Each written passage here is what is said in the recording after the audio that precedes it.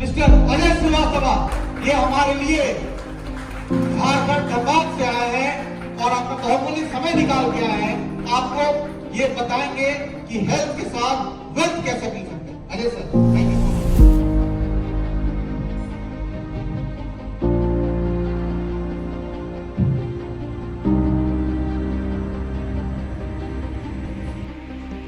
नमस्कार दोस्तों, मैं अजय श्रीवास्तव आपसे आज बहुत ही गंभीर विषय पे बात करने वाला हूं। अगर आपको मेरी बात अच्छी लगे तो दूसरों को भी शेयर करना। अति आधुनिक चिकित्सा व्यवस्था। 2-3 दिन बुखार रहा, दवा न लेते तो भी ठीक हो जाते, शरीर अपने आप कुछ दिनों में ठीक हो जाता। लेकिन आप डॉक्टर के पास गए, डॉक्टर साहब ने शुरुआत में ही ढेर सारे टेस्ट लिख दिए। टेस्ट रिपोर्ट में बुखार का कोई खास कारण तो नहीं मिला, लेकिन कोलेस्ट्रॉल और ब्लड शुगर थोड़े से बढ़े हुए पाए गए, जो सामान्य इंसानों में थोड़ा बहुत ऊपर नीचे होना आम बात है। बुखार तो चला गया, लेकिन अब आप बुखार के मरीज नहीं रहे। डॉक्टर साहब ने बताया आपका कोलेस्ट्रॉल ज्यादा है और शुगर थोड़ी अधिक है, यानी आप प्री डायबिटिक हैं। अब आपको कोलेस्ट्रॉल और ब्लड शुगर कंट्रोल करने के लिए दवाएं लेनी होगी। साथ ही खाने पीने में बहुत सारी पाबंदियां लगा दी गई। आपने खाने में पाबंदियां भले ना मानी हो, लेकिन दवाएं लेना नहीं भूले। ऐसे 3 महीने बीते, फिर टेस्ट कराया गया। कोलेस्ट्रॉल कुछ कम हुआ, लेकिन अब ब्लड प्रेशर थोड़ा बढ़ा हुआ पाया गया। उससे कोलेस्ट्रॉल को कंट्रोल करने के लिए एक और दवा दी गई। अब आपकी दवाओं की संख्या हो गई 3। इतनी बात सुनने के बाद आपकी चिंता बढ़ने लगी। अब क्या होगा? इसी चिंता में आपकी नींद उड़ने लगी। डॉक्टर ने नींद की दवा भी शुरू कर दी। अब दवाओं की संख्या 4 हो गई। इतनी सारी दवाएं खाते ही अब आपको पेट में जलन शुरू हो गई। डॉक्टर बोले खाने से पहले एक गैस की टेबलेट खाली पेट लेना होगा। दवाओं की संख्या बढ़कर 5 हो गई। ऐसे ही 6 महीने बीत गए। एक दिन सीने में दर्द हुआ तो आप भागे भागे अस्पताल की इमरजेंसी में गए। डॉक्टर ने सब चेकअप करके कहा समय पर आ गए, नहीं तो बहुत बड़ा हादसा हो सकता था। फिर कुछ विशेषज्ञ जांचों की सलाह दी गई। कई महंगे टेस्ट के बाद डॉक्टर बोले पुरानी दवाएं तो चलती रहेगी, अब हार्ट की 2 दवाएं और जुड़ेगी। साथ ही आपको एक एंड्रोक्रिनोलॉजिस्ट हार्मोन विशेषज्ञ से भी मिलना होगा। अब आपको दवाओं की संख्या हो गई 7। हार्ट स्पेशलिस्ट के कहने पर आप एंड्रोक्रिनोलॉजिस्ट के पास गए। उन्होंने शुगर के लिए एक और दवा और थायराइड थोड़ा बढ़ा हुआ होने पर एक और दवा जोड़ दी। अब आपकी कुल दवाएं हो गई 9। अब आप अपने मन में यह मानने लगे कि आप बहुत बीमार हैं। हार्ट के मरीज, शुगर के मरीज, अनिद्रा के मरीज, गैस के मरीज, थायराइड के मरीज, किडनी के मरीज इत्यादि।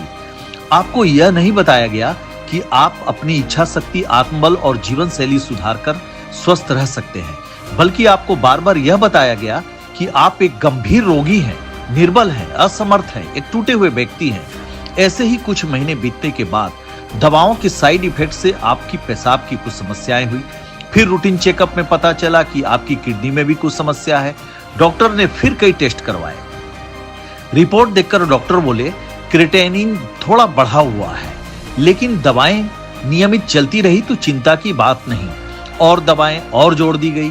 अब आपकी कुल दवाओं की संख्या हो गई 11। अब आप भोजन से ज्यादा दवा खा रहे हैं और दवाओं के अनेक दुष्प्रभावों से आप धीरे धीरे मृत्यु की ओर बढ़ रहे हैं।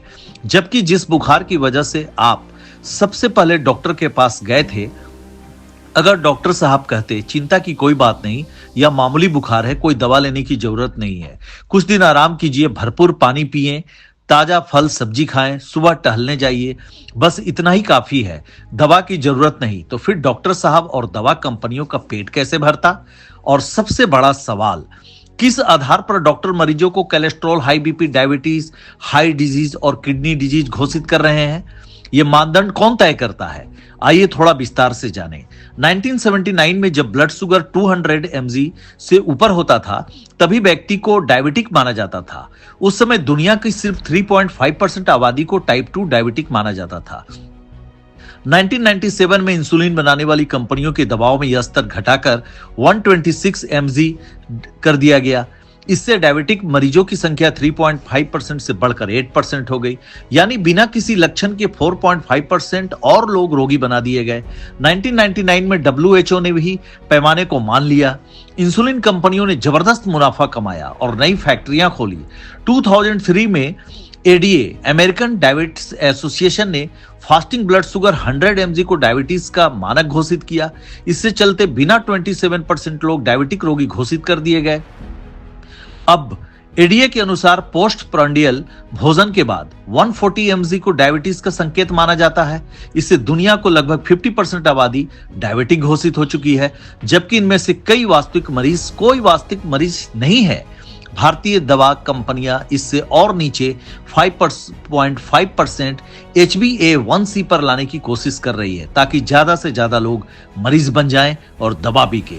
जबकि कई विशेषज्ञ मानते हैं कि HbA1c 11% तक डायबिटीज नहीं मानी जानी चाहिए। एक उदाहरण 2012 में अमेरिका की सुप्रीम कोर्ट ने एक प्रसिद्ध दवा कंपनी पर $3 बिलियन का जुर्माना लगाया। आरोप था कि उनकी डायबिटीज की दवा से 2007 से 2012 के बीच हार्ट अटैक के कारण मरीजों की मृत्यु दर 43% बढ़ गई थी। कंपनी का यह पहले से पता था, लेकिन उन्होंने मुनाफे के लिए जानबूझकर इसे छुपाया। इस अवधि में उन्होंने $300 बिलियन का मुनाफा कमाया। यही है आज की अति आधुनिक चिकित्सा व्यवस्था। सोचिए, समझिए और अपनी जीवन शैली में सुधार लाइए, अपने भोजन में सुधार लाइए, और सबसे महत्वपूर्ण चीज जो 70% आपके बॉडी में पानी है, उस पानी पे ध्यान दीजिए। अच्छा पानी पीजिए, अच्छा खाना खाइए, रोज व्यायाम कीजिए और आनंद में रहिए और चिंता मुक्त रहिए। आप बिल्कुल बीमार से मुक्त रहेंगे और आप एक अच्छी जीवन शैली अपनी जीकर अपने पूरे जीवन भर स्वस्थ रहने की कोशिश कर सकते हैं। धन्यवाद।